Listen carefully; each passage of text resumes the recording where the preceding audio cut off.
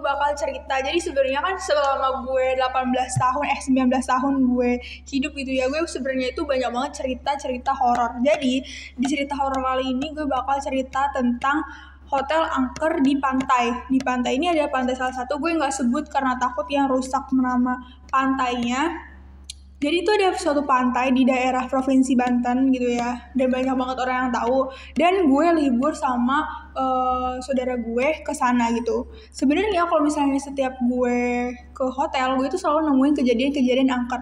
But I think ini bener-bener ya hotel yang secara langsung, maksudnya setannya itu bener-bener mengganggu gua secara langsung gitu. Tapi setiap gua jalan-jalan pasti ada aja sih kejadian-kejadian horor itu. Nah, so gua bakal cerita tentang ini. So buat kalian penasaran, just keep on watching. Nah, jadi yang pertama di sini yang datang itu ada ibu gue, adik gue, sama saudara gue satu cewek. Nah, saudara gue satu cewek ini cukup peka ya sama yang namanya hal-hal goib. Walaupun dia itu nggak bisa lihat, tapi dia itu peka. Nah, kalau misalnya di kejadian ini, gue lihat secara langsung. Nah, langsung aja. Jadi, pas kita masuk ke hotelnya itu hotelnya bener-bener ya bintang 4 kalau nggak salah, bintang 4 itu maksudnya hotelnya bener-bener bagus ya, dari view-nya juga bener-bener bagus banget, maksudnya sebagus itu, seindah itu. Tapi baru masuk gue ke dalam hotel itu, maksudnya kayak bentuknya itu hotel berbentuk villa gitu. Jadi kebetulan itu tuh lagi libur ya, jadi udah pada, maksudnya libur tapi udah mau selesai, jadi langsung mau pada pulang gitu. Nah, yang ternyata cuma ngisiin hotel itu tuh cuma 2 orang doang, maksudnya 2 kamar doang, yaitu gue sama yang sebelah kamar gue ini. Nah, langsung aja pas masuk gue udah merinding, gue bener-bener merinding, gue udah ngerasa kalau misalnya ini hawanya udah gak enak. Langsung udah kita cuma beres-beres ke dalam, langsung masuk ya. Jadi kan ada lantai 1 sama 2 ya. Nah, gue tuh di lantai bawahnya. Nah, gue udah masuk. Terus habis itu kan langsung ya ibu gue sama adik gue ini sama cici gue ke pantai ya, langsung ya. Gue sendirian, biasanya kan gue suka ditinggal sendirian. Nah, ini ya bener-bener langsung pas gue masuk ke kamar mandi, tiba-tiba maksudnya ya bener masuk ke kamar mandi, tiba-tiba kerannya tuh nyala sendiri. Nah, pas gue ngaca gitu ya, tiba-tiba ya ampun ya astagfirullah, di belakang gue tuh ada penampakan di situ ada penampakan setan, ada penampakan cewek gitu. Terus habis itu gue baru juga nyampe itu kejadian pertama, gue langsung hibrid keluar, gue langsung kaget banget.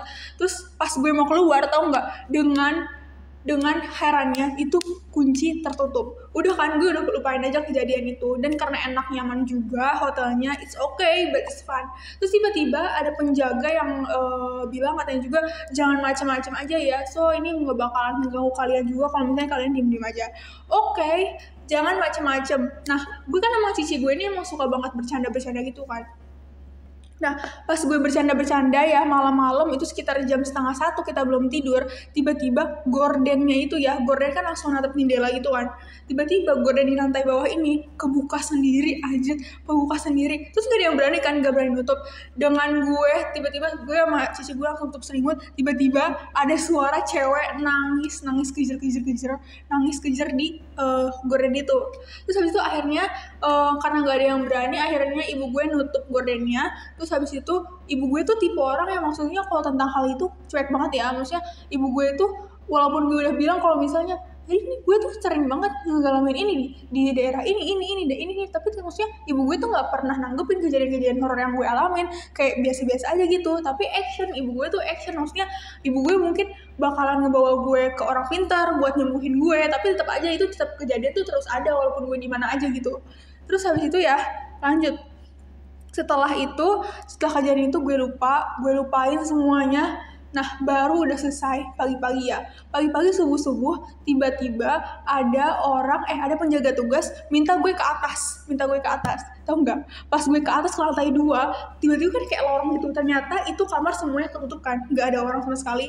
Tiba-tiba orangnya nggak ada orangnya, nggak ada di lantai 2 nggak ada siapa-siapa, di lantai 2 tuh nggak ada siapa-siapa. Terus tiba-tiba pas gue balik belakang, tiba-tiba di depan kamar itu ada bercikan darah-darah gitu loh. Kamar yang maksudnya kan gue balik badan kan, ada kamar 2 kamar kan. Pas gue mau balik turun tangga, gue mau turun maksudnya gue pengen lari turun ke bawah, tapi tiba-tiba kayak ada darah gitu loh, kayak ngucur gitu, darah gitu dari bawah kamar itu. Terus ke bawah kan, gue ke bawah habis itu gue bingung ya mau ceritain apa enggak. Maksudnya kalau gue ceritain juga nggak akan percaya juga mungkin. Oke. Akhirnya gue coba lupain kejadian tentang kamar itu. Ini kan kamarnya ya, kejadian kamarnya. Lanjut kejadian di pantai, sekitar pantai ya. Terus habis itu, oh ya, kejadian pantai gue sumpah inget banget. Ini kan lumayan lama ya, gue lupa dikit. Pas gue kejadian di pantainya, pas gue lagi asik-asiknya main gitu ya, tiba-tiba gue tuh lihat kayak ada orang lari jalan cepet banget, tapi pas gue liat tuh nggak ada di pantainya. Terus ombaknya tuh lagi kencang-kencangnya ya. Terus tiba-tiba ada orang, anak kecil lagi main rame banget di situ sambil foto-foto. Nah mumpung lagi rame nih, maksudnya kita nggak sepi-sepi banget, nggak kesepian banget. Setelah kita foto, terus habis itu kan kita kayak, maksudnya kan ada ya, maksudnya foto nggak ada fotonya sih udah hilang ya, maksudnya kita kan foto pasti kelihatan kan anak kecil itu yang lagi pada main bola. Pas kita lihat fotonya ternyata nggak ada siapa-siapa di situ. Sumpah itu tuh bener-bener kejadian horor banget ya, maksudnya lebih banyak kejadian, banyak penampakan aneh. Ini maksudnya gua doang yang halusinasi apa gimana, soalnya cici gue juga lihat kalau misalnya itu ternyata beneran. Nah, di situ kan sekitar pantai itu, jadi gini loh, jadi pantai itu habis itu ada halaman gede banget buat main bola sama ayun-ayunan gitu kan, terus sebelahnya kolam renang kan.